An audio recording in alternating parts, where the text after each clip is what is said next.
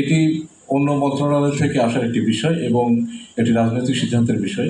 তাকে ফিরিয়ে আনার বিষয়ে আপনারা এর আগে প্রশ্ন করেছেন এবং সেই প্রশ্নের আমরা যে জবাব দিচ্ছি সেটা পুনরুক্তি করি।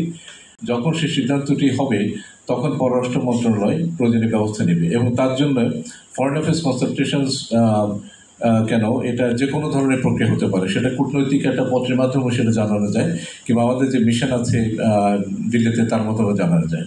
তো কাজে এটা হচ্ছে 1 নম্বর কথা। 2 নম্বর কথা হচ্ছে যে প্রাক্তন প্রধানমন্ত্রী তিনি ভারতে অবস্থান করে যে সমস্ত বক্তব্য রাখছেন সেই বক্তব্যের প্রতি আমরা তাদের দৃষ্টি আকর্ষণ করেছি। আপনারা গতকালে শুনেছেন তিনি একটি বক্তব্য দিয়েছেন এবং সেই বক্তব্যটি সরকার পছন্দ করছেন না এবং তারা যে কথাটা বলেছেন যে her presence does not have any bearing on our relations এবং তারা এই বাস্তবতার সত্ত্বেও they would like to engage with the government of the day. এটা হচ্ছে প্রাক্তন প্রধানমন্ত্রী সংক্রান্ত প্রশ্নের উত্তর।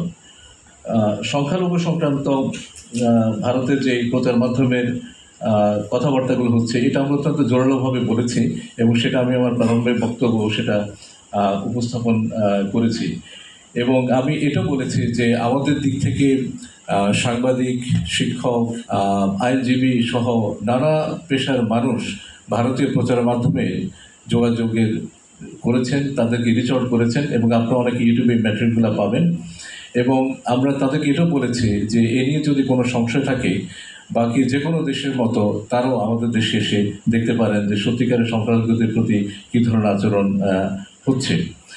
আর দ্বিতীয়ত আপনি যেটা বলেছেন যে তাদের যে সমস্ত তাদের দূতাবাসের নিয়ে যে উদ্বেগ এবং আমাদের দূতাবাস নিয়ে যে উদ্বেগ এই বিষয়ে আলোচনা, আমি এই বিষয়টা খুবই জোরালোভাবে বলেছি। আগরতলা এবং কলকাতায় সাম্প্রতিকভাবে যে ঘটনা ঘটেছে আপনি এর আগে আমাদের প্রেস রিলিজ দেখেছেন এবং আজকের সভাটা আমি খুবই জোরালোভাবে সেটা উত্থাপন করেছি।